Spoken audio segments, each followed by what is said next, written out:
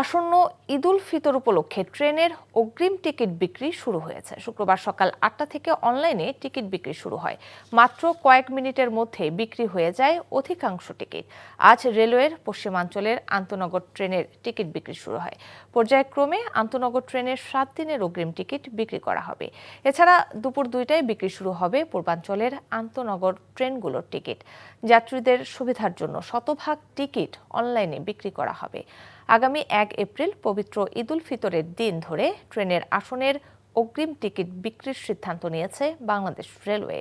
সিদ্ধান্ত অনুযায়ী ঈদের আগে আন্তনগর ট্রেনের 24 মার্চের টিকিট বিক্রি করা হচ্ছে আজ।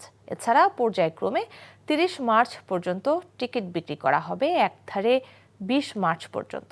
এছাড়া চাঁদ দেখার উপর ভিত্তি করে 31 মার্চ এবং 1 ও 2 এপ্রিলের টিকিট বিক্রি করা হতে পারে। এছাড়া যাত্রী সাধারণের অনুরোধে 25% টিকিট যাত্রা শুরুর আগে প্রারম্ভিক স্টেশন থেকে পাওয়া যাবে। ঈদ যাত্রার অগ্রিম টিকিট একজন যাত্রী সর্বোচ্চ একবার কিনতে পারবেন এবং এক্ষেত্রে 4টি আসন সংগ্রহ করতে পারবেন। এই ঈদে জামা জুতো অ্যাক্সেসরিজের ডিসকাউন্ট।